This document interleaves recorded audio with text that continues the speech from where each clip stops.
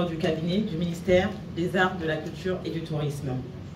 Madame la Présidente du comité d'organisation, distingués invités en vos rangs, grades et qualités, tout protocole observé. Mesdames et Messieurs, l'honneur m'échoit de prendre la parole à l'occasion de la célébration de la Journée internationale des droits de la femme, organisée ce jour par les femmes du département dont j'ai la charge, pour saluer nos accomplissements. En effet, la Journée internationale des droits de la femme est une journée pour reconnaître et souligner les réalisations sociales, économiques, culturelles et politiques des femmes et des filles. Il s'agit aussi d'une occasion pour sensibiliser le public au progrès accompli dans la réalisation de l'égalité des genres et au travail qui reste à faire à cet égard.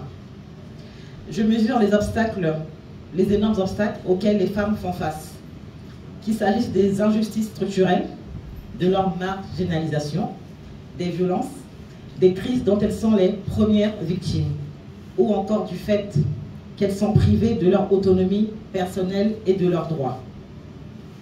La Journée des femmes nous engage à agir pour soutenir les femmes qui revendiquent leurs droits fondamentaux, agir pour renforcer la protection contre l'exploitation et les atteintes sexuelles, agir pour accélérer la pleine participation et le leadership des femmes.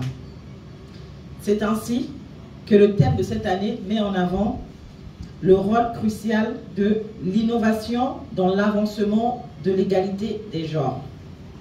Ce thème élargit l'accès des femmes et des filles à l'éducation et leur ouvre de nouvelles perspectives. Investir en faveur des femmes bénéficie à l'ensemble des personnes, des communautés et des pays. Ensemble, œuvrons main dans la main pour bâtir une société plus inclusive, juste et prospère au bénéfice des femmes, des filles, des hommes et des garçons du monde.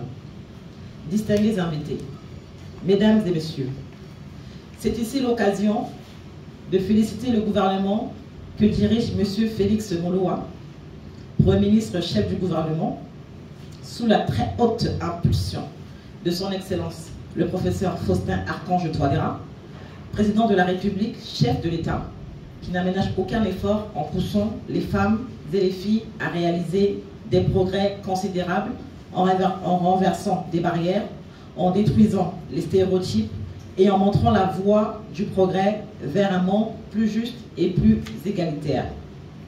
Je ne saurais terminer mes propos sans dire merci aux femmes du ministère des Arts, de la Culture et du Tourisme pour cette initiative louable visant à rendre plus prospère et plus dynamique l'entente et la cohésion entre les femmes et les hommes du ministère. C'est aussi l'occasion de rendre un vibrant hommage à tous ceux et à toutes celles qui, de près ou de loin, ont contribué à la réussite de cette cérémonie. Je vous remercie.